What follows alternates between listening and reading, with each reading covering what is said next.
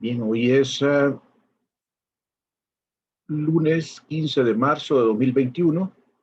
Esta es la clase de Física 321 para estudiantes de Ingeniería Química que imparte la Escuela de Física de la Facultad de Ciencias de la Universidad Nacional Autónoma de Honduras. Soy el profesor Alejandro Galo.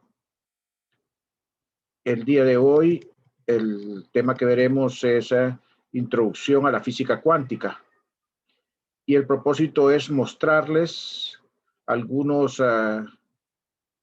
experimentos básicos que a comienzos del siglo XX generaron una revolución en el pensamiento de la física y que dieron lugar a lo que se conoce como física moderna, ¿verdad? Fueron prácticamente la apertura para tanto para la relatividad por un lado, la relatividad especial y luego general, como para la física cuántica. Entonces, lo que vamos a ver ahora tienen que ver con el preámbulo de la física cuántica y esencialmente nos enfocaremos en tres experimentos, aunque hay muchos más. Estos son los fundamentales. Hablaremos de la radiación del cuerpo negro, hablaremos del efecto fotoeléctrico y hablaremos del efecto Compton. Y de esto pues se deduce lo que se llama las propiedades ondulatorias de la materia. Estaremos hablando también de ello. Bien, entonces vamos a comenzar hablando del cuerpo negro. Es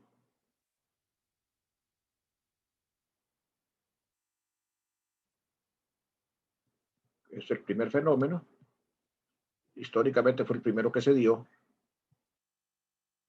Y experimentalmente se observa que cuando un cuerpo se calienta emite radiación, ¿verdad? Ustedes pueden ver, por ejemplo,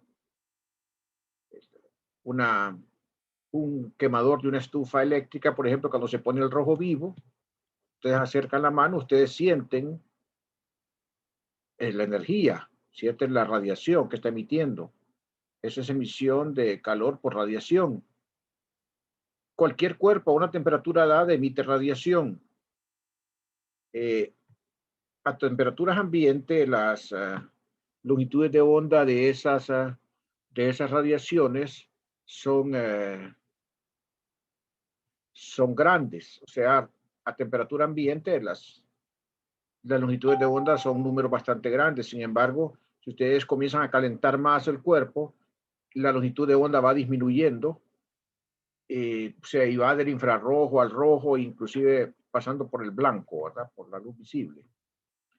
O sea, hay una clara relación entre el aumento de la temperatura y la disminución de la longitud de onda. Aquí entra también en juego la frecuencia, ¿verdad? Porque también la frecuencia entra en juego acá, porque al disminuir la longitud de onda aumenta la frecuencia, o sea, mayor temperatura, menor longitud de onda, mayor frecuencia. Todo esto se trató de, se trató de darle explicación a través de un fenómeno que se llamaba de un sistema idealizado que se llamaba el cuerpo negro. Un cuerpo negro es un sistema idealizado que tiene la característica de que absorbe toda la radiación que incide sobre él. Aquí faltó decir que también emite toda la radiación que absorbe. O sea, un cuerpo negro es un perfecto absorbedor y un perfecto emisor. La radiación que emite, entonces, este cuerpo negro se le conoce como radiación de cuerpo negro. O sea, el cuerpo negro absorbe radiación y le emite. Pero la radiación que emite se le llama radiación de cuerpo negro. Los modelos clásicos del electromagnetismo, que estaban basados en la termodinámica y en la electrodinámica, en el electromagnetismo, no lograban explicar los resultados experimentales. El principal problema ocurría a longitudes de onda bajas. El modelo clásico predecía en el rango ultravioleta una radiación casi infinita, cosa que no es así. Entonces el modelo clásico fallaba a longitudes de onda bajas, o sea, a frecuencias altas. El modelo clásico es el que se llama el modelo de Rayleigh-Jean. y es descrito por esta ecuación que nos da la intensidad como función de la longitud de onda y de la temperatura. 2pi, la velocidad de la luz, la constante de Boltzmann, la temperatura, y lambda a la cuarta. Esta KB aquí es la constante de Boltzmann. Y aquí tenemos que entonces la intensidad de la luz es proporcional a lambda a la cuarta. O sea que si tenemos longitudes de onda altas, prácticamente la longitud de la intensidad es infinita. Y eso no, eso no se observaba. O sea que este modelo no era adecuado a la realidad. Solamente a longitudes de onda grandes era adecuado este modelo. Ya en el ultravioleta, o sea, longitudes de onda pequeñas, el modelo fallaba. ¿Verdad? Aquí tenemos, por ejemplo, ¿verdad? Esta línea roja es el modelo de Rayleigh-Jean. Funcionaba a longitudes de onda grandes, pero longitudes de onda cortas no. El azul son los datos experimentales. Entonces podían ver ustedes la discrepancia entre los datos experimentales y el modelo de Rayleigh-Jean a longitudes de onda grandes. O sea que solamente funcionaba a longitudes de onda, a longitudes de onda, o sea, pequeño, ¿verdad? O sea, en este rango de acá. Si las longitudes de onda eran grandes, perdón, solamente funcionaba a longitudes de onda grandes, porque ahí sí se ajustaba con el experimento. Pero longitudes de onda pequeñas, miren la desviación, ¿verdad? A longitudes de onda pequeñas hay un máximo, inclusive en cuanto a la intensidad, que es predecido por los datos experimentales. En cambio, el modelo de Rayleigh-Jean predecía que la intensidad era infinita. Entonces, esa discrepancia entre lo azul y lo rojo llevó a replantearse el problema, a buscar una explicación diferente, ¿verdad?, al problema. Y entonces eso fue guiando el pensamiento científico a otro paso. Entonces, Max Planck lo que hizo para para explicar mejor el fenómeno, propuso de que la radiación del cuerpo negro se originaba debido a las oscilaciones que hacían los átomos que estaban en las paredes de la caja del cuerpo negro, ¿verdad? En las paredes de la cavidad. O sea que las oscilaciones atómicas eran las que producían la radiación. Y para hacer esto hizo varias suposiciones para la naturaleza de la radiación emitida por un cuerpo negro. Las suposiciones que hizo Planck son las siguientes. Propuso que la energía de un átomo oscilante puede tener solamente valores discretos de energía N. Eso era una idea ya revolucionaria, porque antes no se podía pensar en eso. Se pensaba que la energía en cualquier sistema era un continuo, o sea que la energía podía tomar cualquier valor. En cambio, aquí ya está proponiendo él que solamente puede tener algunos valores discretos. Y esos valores discretos se pueden escribir como n veces, o n es un entero, h es una constante y f es la frecuencia. Esa constante h se le conoce como la constante de Planck, ¿verdad? Esa constante h precisamente en honor a Planck, que fue el que la introdujo, y entonces él propuso de que la energía solamente podía tener valores enteros de HF, o sea, NHF, y eso es un principio de cuantización, ¿verdad? Prácticamente ya, ¿verdad? Lo que introdujo Planck.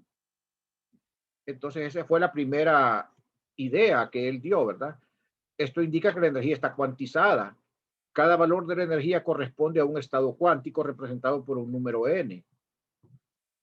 Entonces los osciladores emiten o absorben energía al hacer una transición de un estado cuántico a otro. O sea, al cambiar el valor de n de un valor a otro, entonces los osciladores emiten o absorben. Lógicamente, si pasan de un valor de n mayor a uno menor, emiten. Si pasan de uno menor a uno mayor, absorben. Y entonces, pero solamente pueden ver ustedes cantidades discretas, o sea, no cualquier valor arbitrario de energía. La diferencia entre dos estados es la cantidad de energía que se emite o que se absorbe por el cuerpo negro. Y eso viene dado entonces en valor absoluto como H barra F, ¿verdad? H barra F. Valor absoluto porque corresponde a absorción y a emisión, ¿verdad? Entonces, esa es la energía de la radiación emitida o absorbida por un cuerpo negro cuando se pasa de un estado a otro. Se utiliza una herramienta llamada diagrama de energía para las transiciones permitidas para el oscilador. Aquí vamos a ver cuáles son las transiciones permitidas. Mire que solamente son permitidas transiciones entre dos niveles juntos, es decir, entre dos niveles inmediatos. Puede ser hacia arriba o hacia abajo, no importa. Son permitidas, pero del 1 al 0, del 0 al 1, del 1 al 2 o del 2 a 1, del 2 al 3 o del 3 al 4. Solamente esas son permitidas en este modelo para el cuerpo negro de Planck. La flecha indica que las transiciones son permitidas en ambas direcciones, fíjense bien, pero solamente de un nivel energético NJ a uno final, pero adjuntos, o sea, juntos, inmediatos. O sea, del N al N más 1, del N más 1 al N más 2. O sea, no son permitidas transiciones a niveles intermedios. Si yo calculo la energía emitida en promedio, yo tengo, digamos, un montón de átomos oscilando. Entonces, la energía transmitida en promedio, tengo que buscar una forma de promediarla. Y para calcular esa energía, Planck utilizó lo que se llamaba la función de distribución de Maxwell. O sea, con el factor de probabilidad, el factor de ponderación era la exponencial elevado a la menos g entre la k de Boltzmann por t. Eso se llama el factor de Boltzmann, donde este era el factor que servía para promediar cuál era la energía promedio que emitían todos esos átomos que tenía oscilando. E representa el estado de energía. Entonces, calculando ese promedio con ese factor de Boltzmann, Planck llegó a una fórmula que le permitió calcular la intensidad de la radiación.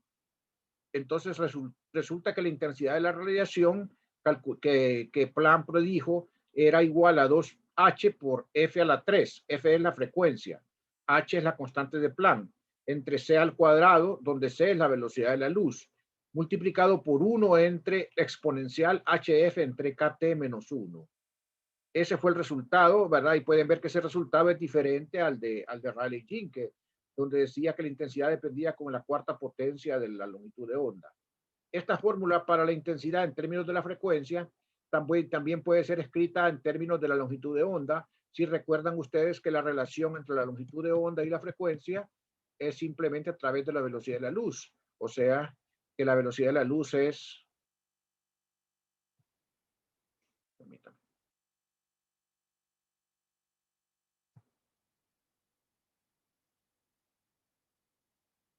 Que la velocidad de la luz es igual a lambda por F.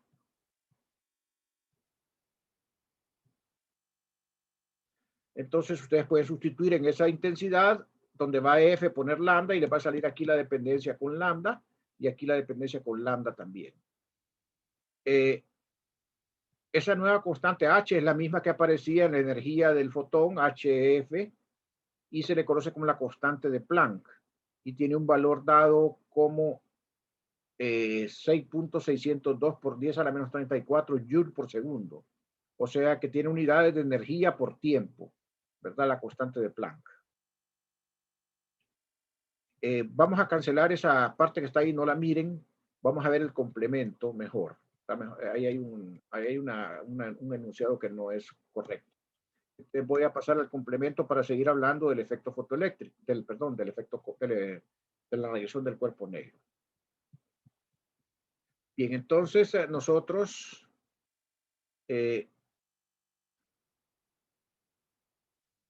tenemos acá otra observación que no habíamos mencionado, y es que lo que se observaba era otro dato adicional para reforzar los resultados de Planck, era ¿verdad?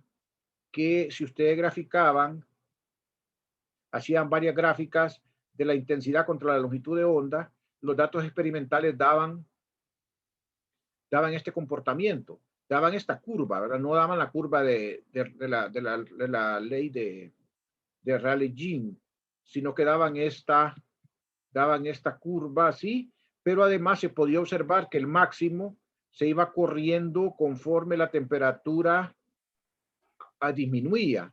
O sea, a medida que la temperatura disminuía, el pico de la intensidad se iba dando cada vez a valores de longitud de onda mayores y el pico era menor. Eran dos cosas aquí. Miren, el pico iba disminuyendo en valor, pero también iba dándose a temperaturas menores. O sea, aumento, disminución de la temperatura, disminución del pico, pero aumento de la longitud de onda máxima al cual se dé ese tipo, se dé ese pico. Como hay un aumento en la longitud de onda máxima al cual se dé ese pico, a esto se le conoce como corrimiento al rojo, porque las longitudes de onda máximas corresponden a acercarse más a la región roja e infrarroja.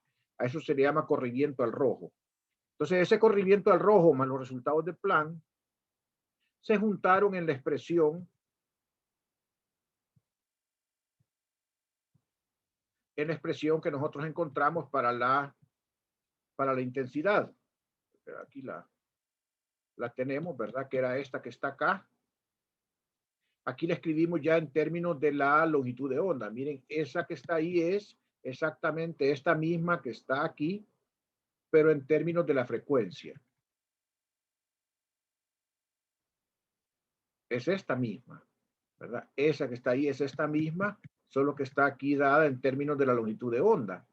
Entonces, si nosotros ya vemos que llevamos esa fórmula de Planck, vemos que esa fórmula de Planck sí se ajusta adecuadamente a los datos experimentales. La curva experimental era de este tipo. Aquí podemos ver ¿verdad? Cómo se ajusta esa curva de Planck a los datos experimentales. Aquí tenemos que, si analizamos la curva esa que da el modelo de Planck, ¿qué ocurre? En longitudes de onda cortas, o sea acá, ¿qué son longitudes de onda cortas? Son frecuencias grandes. Pues hay una gran separación de energía. Los niveles de energía están más separados. Hay baja probabilidad de que ocurran estados excitados, o sea, a longitudes de onda cortas no hay mucho estado excitado. Y hay pocas transiciones descendentes, porque si no hay estados excitados, no hay transiciones descendentes. La probabilidad también de que ocurran transiciones descendentes es menor. En longitudes de onda largas, que es hasta aquí a la derecha, o sea, frecuencias altas, ocurre poca separación de los niveles de energía. O sea, los niveles de energía están más juntitos. Esta es longitudes de onda largas, o sea, frecuencias cortas, ¿verdad?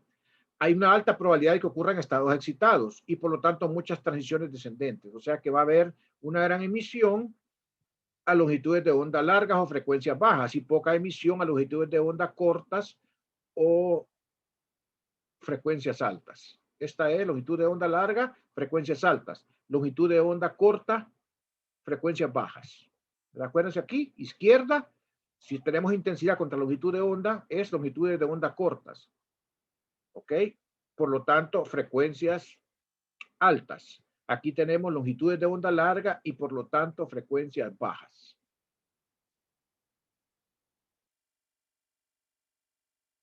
Entonces esa es la relación, lo que predice precisamente el fenómeno de Planck, la radiación de cuerpo negro y el modelo de Planck, que es el que se adapta. O sea, esta curva que está dada por esta función, que está acá,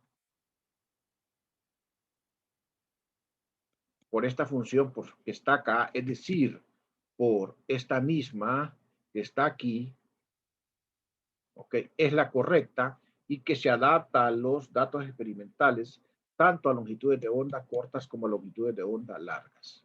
Y tiene estas características que describimos aquí, ¿verdad? Aquí la tenemos la comparación, ¿verdad? Aquí tenemos la teoría clásica y los datos experimentales. Miren, los datos experimentales son muy similares a los datos al resultado de Planck. Claro, esta es una curva a una temperatura dada. Si varía la temperatura, ¿qué pasa? Ya vimos que la ley de Wien predice el corrimiento al rojo. O sea que se van corriendo los picos a temperaturas menores y van siendo cada vez más bajos a temperaturas menores. Esta es a una temperatura fija. Pero la forma de la curva es la misma. Es predicha por el modelo de Planck. ¿Alguna pregunta hasta el momento?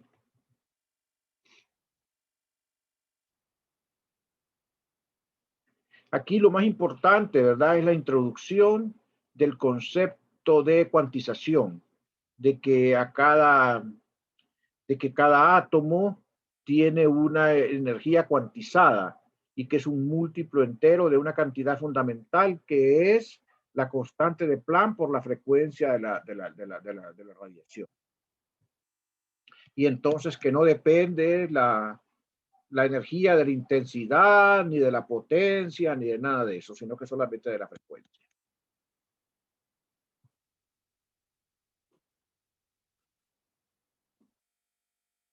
Si no hay preguntas, entonces vamos a pasar a estudiar el otro fenómeno, que es el efecto fotoeléctrico.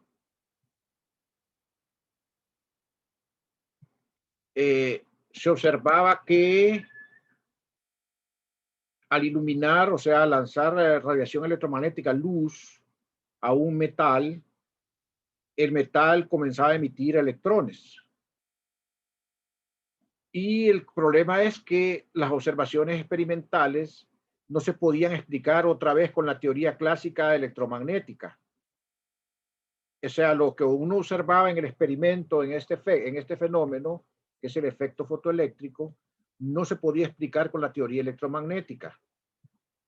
¿Qué predecía la teoría electromagnética? La teoría electromagnética predeciría respecto a ese fenómeno que los electrones que estaban en el metal iban a absorber cualquier cosa que les cayera. O sea, cualquier energía que llegara a ellos iba a ser perfectamente absorbida. Primer hecho. Segundo hecho, las energías de los electrones aumentaban al aumentar la intensidad de la fuente luminosa. O sea, si nosotros aumentábamos la intensidad, o sea, la potencia de la fuente, entonces los electrones iban a tener una mayor energía, iban a salir disparados con una energía cinética mayor. Segundo hecho. Tercer hecho que predecía la teoría electromagnética es que iba a pasar un tiempo considerable que se podía medir entre la incidencia de la luz y la emisión de los electrones. Esos tres hechos que predecía la teoría electromagnética estaban en desacuerdo con lo que se observaba experimentalmente. ¿Y qué es lo que manda? El experimento. Si un experimento nos está diciendo una cosa y la teoría no la puede explicar, ¿qué es lo que nos sirve? La teoría. Porque la física es una ciencia experimental. Es una ciencia experimental y se basa en hechos. Se basa en hechos, no en teorías. Las teorías solamente explican de manera adecuada los hechos. Entonces, si los hechos no son bien explicados por la teoría, lo que no sirve es la teoría. Entonces, bueno, a pensar para ver cómo conciliamos eso. Entonces, por mucho que se le quiso dar vuelta a la teoría clásica electromagnética, no se podían explicar estos fenómenos que se observaban en la realidad. Era lo contrario de lo otro. Los electrones se emitían para ciertas frecuencias del espectro electromagnético. Y existe una frecuencia mínima a la cual se emiten los electrones sin importar la intensidad de la luz. Es decir, ¿qué observaban? Lanzaban una luz a una intensidad dada y a una frecuencia todavía muy baja. Comenzaban a aumentar la intensidad esperando que con ese aumento de intensidad arrancaran electrones. ¿Y qué pasaba? Por muy intensa que fuera la luz, no había emisión de electrones. Wow, entonces eso era tremendamente inesperado, insospechado. Entonces, ¿qué hicieron? Se comenzaron a dar cuenta de que si cambiaban la frecuencia, al comienzo, al cambiar la frecuencia no había nada, pero de repente a una frecuencia dada comenzaba a haber emisión. Ajá, tiene que haber una frecuencia mínima a la que hay emisión, punto uno. Luego, si sigo aumentando la frecuencia, todavía no hay nada. De repente, a otra frecuencia comienza a haber emisión de electrones. Ajá, punto dos. No a cualquier frecuencia hay emisión de electrones, solamente a algunas frecuencias. Cosas interesantes. Entonces, la energía de los electrones emitidos no dependía de la intensidad, ya lo dije. Podían cambiar la intensidad y no pasaba nada, solamente de la frecuencia. Y son directamente proporcionales arriba de la frecuencia de corte o frecuencia mínima. O sea que a partir de una frecuencia mínima había emisión. Por abajo de esa frecuencia no había emisión, por muy intensa y potente que fuera la luz. Y el tercer hecho que contradecía lo que explicaba la teoría electromagnética, lo que predecía la teoría electromagnética, es que el tiempo entre la incidencia de la luz y la emisión era mucho menor al esperado. No era medible, era muy corto, y no se podía medir con los aparatos que se tenían en ese tiempo. De nuevo surgió la idea de qué ocurriría. Entonces había que cambiar la teoría, había que buscar otro modelo que explicara satisfactoriamente entonces el efecto fotoeléctrico. Entonces aquí vino Einstein a explicarlo. Cabe señalar que el premio Nobel de Einstein se le debió a la explicación del efecto fotoeléctrico y no a la teoría de la relatividad como muchos creen. Entonces, ¿qué es lo que pasaba? Einstein dijo, bueno, ahí está la luz viene y se comienza a incidir y llegamos a la frecuencia de corte, se comienza a ver emisión de electrones y ahí quedan los electrones. Si yo los conecto a un alambre, puedo ver el potencial y la corriente por un amperímetro y por un voltímetro el potencial que se genera en este circuito por los electrones, por los fotoelectrones que son arrancados del metal. Entonces, ¿qué voy a observar? Si yo comienzo a aumentar la frecuencia, no pasa nada. Los electrones que salen de acá tienen la misma velocidad, la misma energía cinética. Si comienzo si llego a una otra frecuencia diferente, cambia la energía cinética de los electrones. Y esa energía cinética yo la puedo medir regulando este voltaje. Entonces, lo que hizo con ese voltaje regulador en ese circuito Einstein fue decir, bueno, el modelo es el siguiente. Los electrones absorben la energía de unos corpúsculos. Ya no se pensaba en la luz como onda, sino que se pensaba en la luz como que si fueran partículas. Y esas partículas les vamos a llamar fotones.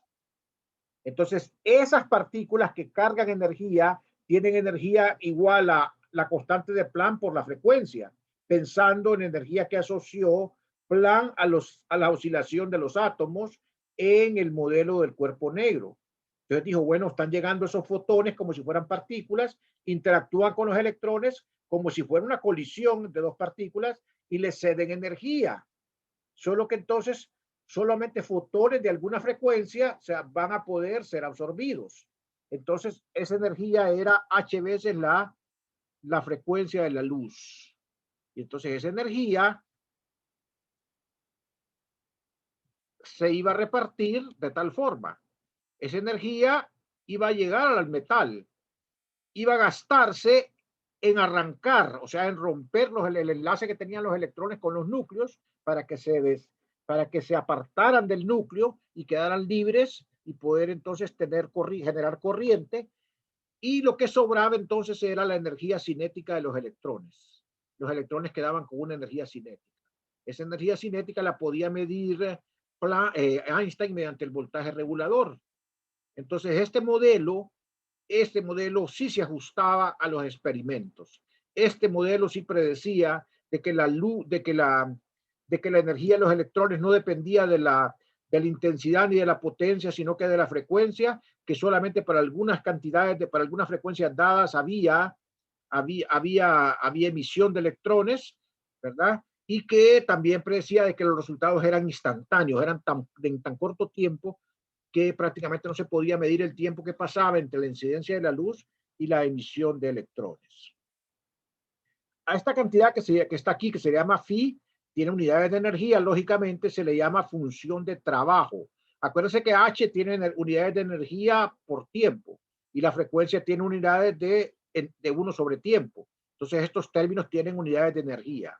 Phi es una función de trabajo, es una energía y es propia de cada metal y es la energía necesaria para arrancar los electrones del material. O sea, el cobre tiene su función de trabajo, la plata tiene su función de trabajo, etcétera. Si nosotros pensamos en que la frecuencia de corte, o sea, la mínima frecuencia a la cual hay movimiento de electrones, entonces nosotros hacemos K máxima igual a 0 y al hacer K máxima igual a 0 lo que nos queda es que H por la frecuencia de corte es la función de trabajo. Entonces yo tengo aquí una relación entre la función de corte, entre la frecuencia de corte y la función de trabajo del metal.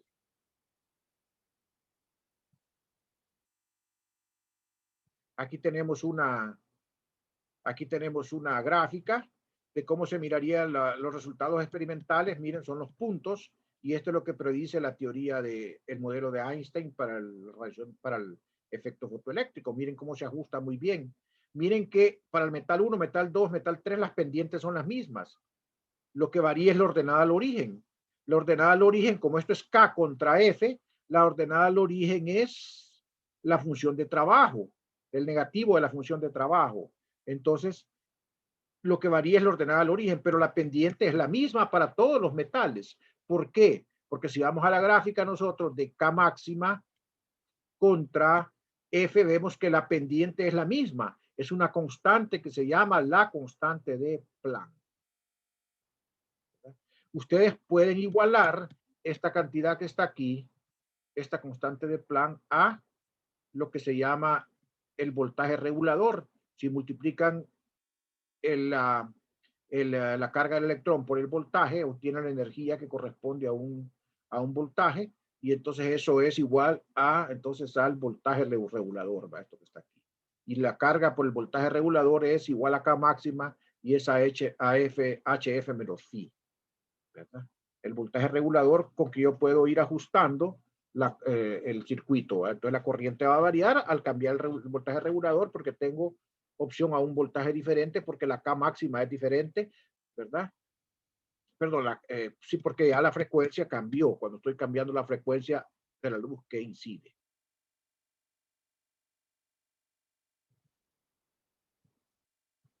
Bien. Principales predicciones y resultados.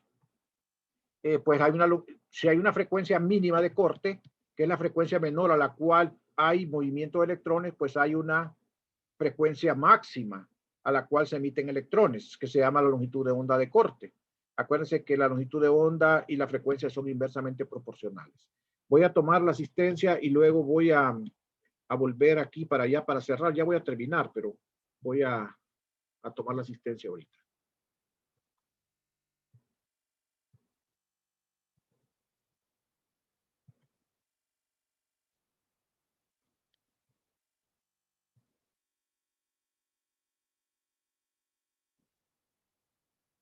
Jóvenes, aquí creo que no va a ser necesidad de que nos conectemos o avanzamos suficiente hoy. Al terminar de tomar la captura, yo voy a cerrar la conversación y nos vemos mañana entonces. ¿Ok? Ingeniero, Dígame. el examen es para hoy, ¿verdad? A las 8. Sí, a las 8 siempre, sí. Estén pendientes ok. ahí, ¿verdad? Ok, estén pendientes del chat también, ¿verdad? Cualquier cosa, mándenla al chat, porque ahí está, si no estoy yo, está la profesora Karen. Entonces, ¿verdad? En vez de mandarla directamente a mí, mándenla al chat, porque ahí la vamos a ver cualquiera de los dos. ¿De acuerdo? Cualquier cosa que se diera. Sí, gracias. Bueno, pues éxitos hoy en la tarde. Gracias, ingeniero. Bueno, nos vemos. Bueno.